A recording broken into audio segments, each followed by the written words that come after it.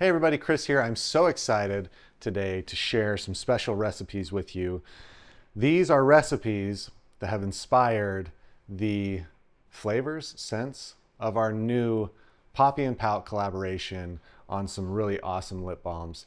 You should check them out for sure, but this is what inspired those flavors. This one that I'm gonna make, this is a spiced peach crumble. This is grain-free, gluten-free, dairy-free. Because of that, my process is a little bit different, but it turns out amazing. I really think that you're gonna love it. Let's get started.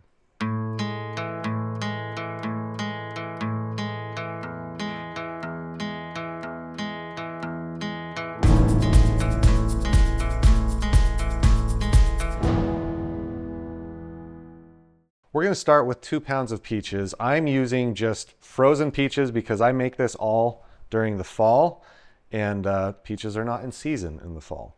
But if you have fresh peaches, by all means. I've got a few back there, but those are snacking peaches. All of that just into a cast iron skillet or something that can go both on the heat on the stove and then in the oven to finish. This is gonna just get cooked with a cup of water until it really starts to break down a little bit.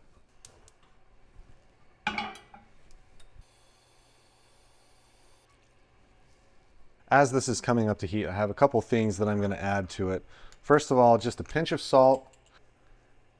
It makes it taste sweeter. It's a flavor enhancer, just makes it better. But do not be heavy-handed because then it will be gross. Pumpkin pie spice, we're gonna do 1 to 1.5 teaspoons.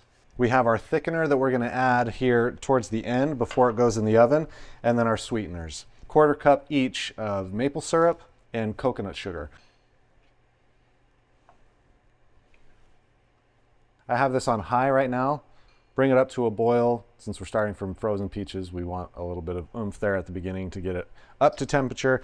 We'll reduce it down to like medium, low, and just let it bubble for a little bit before adding the sweeteners. In the meantime though, we can make our crumble. The crumble that I make is nut-based, so if you do have a nut allergy, this one is not going to work for you, I'm afraid. 1/4 cup of almonds, 1/4 cup of cashews.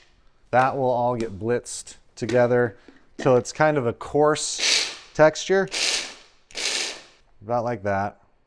Now to that, 2/3 cup almond flour. This is about a tablespoon of more coconut sugar, and then a 1/4 cup of coconut oil. And that gets all blended till you get a good crumble texture. It's almost like a nut-based streusel topping, and it'll crisp up, brown, just slightly sweet. It's perfect for this dish.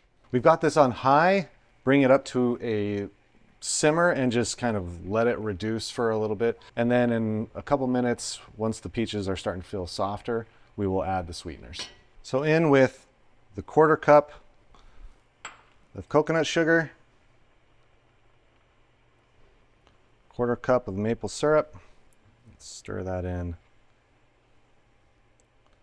We'll keep an eye on this. Just let it reduce until we reach kind of a syrupy texture a little bit. We are getting close. For the thickener, we can actually prepare it right now and have it ready for us. A tablespoon of tapioca starch. You can also use like arrowroot starch. And then a tablespoon of water.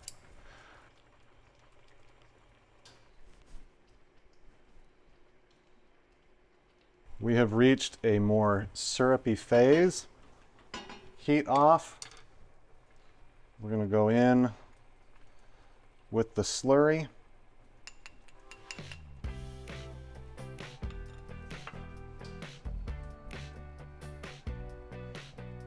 That'll start thickening that up pretty immediately, and it'll even more so thicken up. It'll finish in the oven as it cooks. Right on top here with the crumble that we made.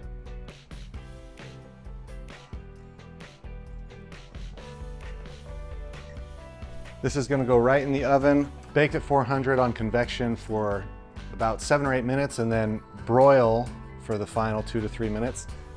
Let's take a look. Oh yeah, that's nice. And it just smells so toasty. Oh, I love it.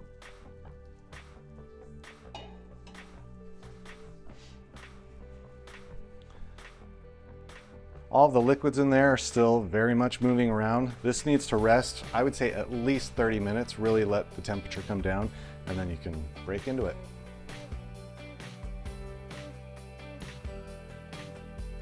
The smell on this right now is so good. This is fall in a bowl, and one of my favorite flavors. Yeah, I don't know what to say other than you have to try this. It is so tasty, warm, comforting, very minimal ingredients, and super easy to make. Let me know what you think down in the comments. Full recipe is linked down below as well, and make this for somebody that you care about. Another bite.